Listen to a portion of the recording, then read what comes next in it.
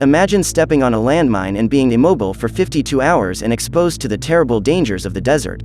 Today we will recap the story of the movie, Mine from 2016. We will set off into the desert together with Ranger Mike and his teammate Tommy. The mission is to take out a top enemy leader. They are on the top of the hill, in observation, waiting for the target to pass. Cars with armed men appear in Tommy's line of sight. Radio support reports that the target was in the black Land Cruiser. Only there was something strange. Mike saw several people walking towards the cars. All the movement indicated that some kind of ceremony was going to take place. The cars stop and the armed group secures a family to get out of the vehicle. The man in the sunglasses is the ranger's target. He is in the sights of the sniper rifle. It's time to finish him off. However, Mike notices that it was a wedding. The target is exactly the father of the groom. He begins to enter a high moral judgment, whether it is right to do that in that situation. His superior orders him on the radio to execute the mission and finish the target. Tommy insists that his partner stop screwing around and get it over with. However, Mike can't shoot and the target goes out of the line of fire. To make matters worse, the guerrillas realize the presence of the Rangers and open fire on the two. The mission has been compromised and they are under heavy attack. The two leave their positions and go down the dunes and hide behind some rocks. Tommy requests immediate removal by radio. But there are so many enemies around that they needed to take action to avoid being eliminated. He shoot rocks up front to draw attention to a false position and draw enemies away. That worked pretty well, but the real problem started now. A huge sandstorm was approaching.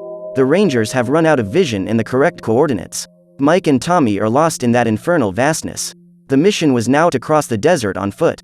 The support radio informs them that they will only be rescued at a retreat point far away.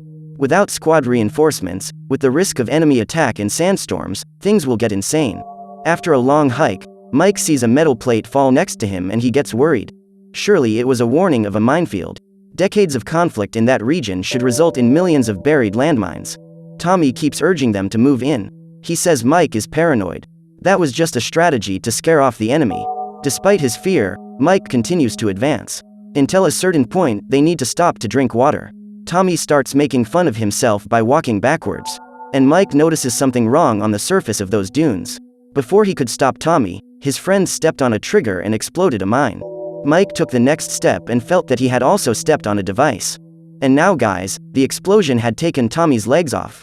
Mike asks him to calm down as his friend needs to get home and see his little boy Jake. This makes Tommy more focused. He opens his medical kit and uses the morphine applicators. With great difficulty, he pulls the bag close and tries to call for help on the radio. But Mike warns that he's not hearing Tommy through his headset, which means the radio wasn't working. This was already too much for him. He was desperate. Mike says he's going down there to help his friend, because maybe the mine he's stepping on could be disabled. But Tommy orders him not to move, because he will also be hurt. To prevent his friend from leaving the place, Tommy ends his own life. This is totally hopeless. Sergeant Mike is alone. He can't take his left foot off the mine. After all, if you take your weight off the trigger, everything goes up in smoke. And obviously the guy lost his best friend in a brutal way. Mike sticks the knife into the sand below his foot to check if it was really a mine. And there it was, a buried metal object. Now he needs to create a rope to pull his partner's backpack and get the radio. Using the rifle's shoulder strap, the laces of his boots and his tactical axe, he improvises a hook. And taking a huge risk, he overbalanced and almost left his position. The radio's gonna be a great option. But remember it didn't work that time with Tommy? That's because the battery was in his tactical vest pocket. But no problem, the sergeant has an emergency solar battery. He plugs it into the radio and has to wait a while for the initial charge. When the signals start coming in, Mike calls for rescue and reports his situation. The major simply says that the support is in combat in another region and that the sergeant will have to wait for 52 hours in the middle of the desert. Obviously, Mike is furious with his superior. But the only thing the major replies is that if he can't wait any longer, he should use the Schumann maneuver. This is nothing more than an evasion maneuver that the soldier trapped in a mine digs a hole next to him and jumps into it. It should only be used as a last resort. Anyway, Mike was abandoned by his troop. He set 52 hours on the timer and the journey began. His water had already run out. The remaining food was just a few protein bars. It would not be long before the next sandstorms arrived. And now he will have to face that colossal hurricane approaching. He uses the shemagh to cover his face, sticks his rifle and knife in the ground to avoid being blown away by the strong gusts of wind. After the storm, we can see that Tommy's body was dragged very close to Mike due to the force of the winds. He grabs the batteries from his vest and thanks his friend for always staying by his side. The wind has also dragged the radio bag away to screw things up even more.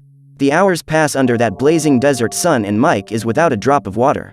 In the distance he sees a man approaching, walking curiously and tries to communicate with him. The ironic questions the guy asks Mike, like why he was standing around and not going home, ended up getting the sergeant's nerves. The man seemed well-intentioned, but communicating with him was very confusing. He asked for Mike's canteen and looked like he would put water in instead. He says he can't get the radio for the sergeant because he's out of music and can't dance. It still ends with the phrase he repeats 1,000 times, "You need to take the next step, turn your back and walk away." Mike was totally dehydrated and had to resort to his urine to at least ingest some liquid. After a while, a little girl appeared in the distance, carrying the sergeant's canteen. She comes very close to him and hands it to him. Mike thanks her, imagining she is the daughter of that man he met earlier, asks her to thank him. The little girl smiles and shows Mike a toy soldier. He takes one from his vest, as he had found that little toy thrown in the sand while walking with Tommy. They communicate only through the dolls, but Mike, when trying to ask the little girl to get the backpack, scares her and misses another opportunity. There are still 38 hours until the rescue.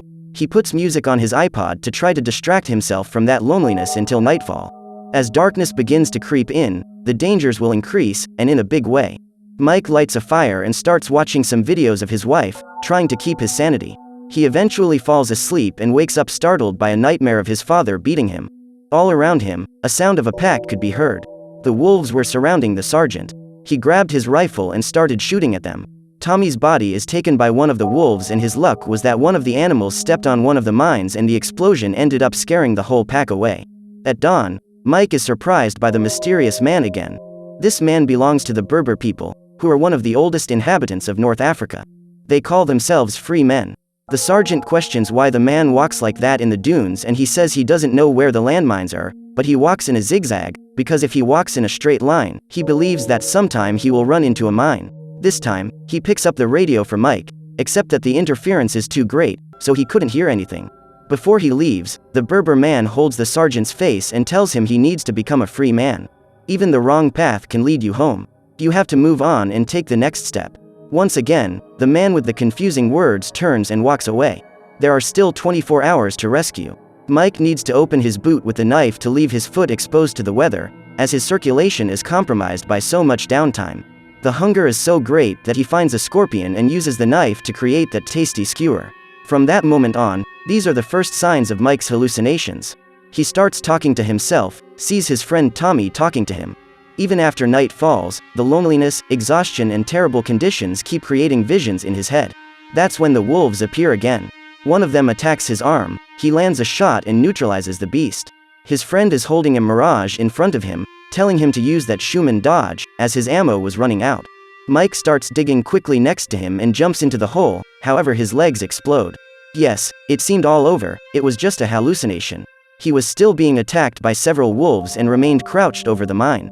Mike fought them bravely using his knife and at dawn we can see the whole pack eliminated around him.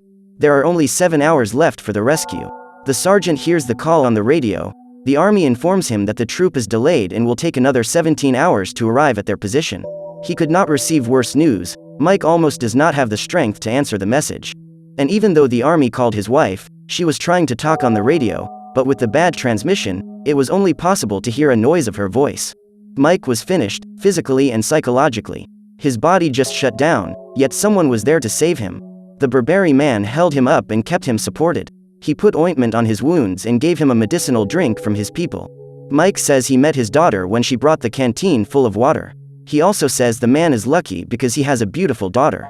Berberi, with a serene tone, tells that he and his daughter have often looked for landmines to remove them and sell them to the army to earn a few bucks. The little girl knew very well how to put them in a tin can without detonating them, but one day everything was different, because he stepped on one of the mines. The man lost a leg, but his daughter lost her life. So we understand that in reality Mike never saw the little girl bring the water, it was always the Berberi man. He had a vision of the child representing goodness in the midst of that chaos. In the distance the Berberi went away with his kind soul, but the medicine given by him began to have an effect on the sergeant. Then the deep hallucinations began. Mike relived various moments of his life, from his childhood with an aggressive father to problems with his wife in adulthood. The radio starts to signal again. The support troops were getting closer and asked Mike to report his position and make himself visible somehow. His smoke stick has fallen too far and can't be reached. Tommy's Mirage is still there the whole time, trying to help Mike with his decisions. It was time to stretch as far as possible to get the SOS stick, but Mike ends up getting shot in the abdomen. Where would that have come from? Even wounded, he struggles to open the stick, but it doesn't work.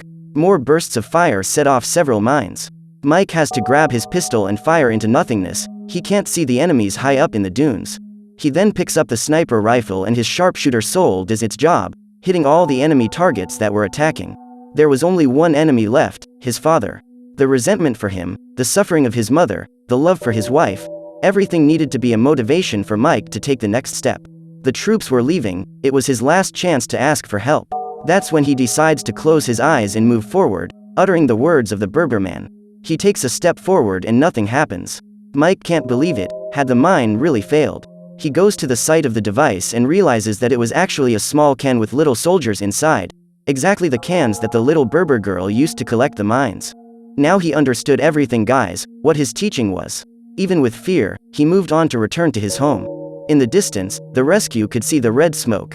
Mike was rescued after more than 52 hours of being stranded in the middle of the desert and could finally find his wife and become a free man. So what did you think of this movie? Leave it in the comments below. And if you liked the video, please like and subscribe for more movie recaps. See you next time.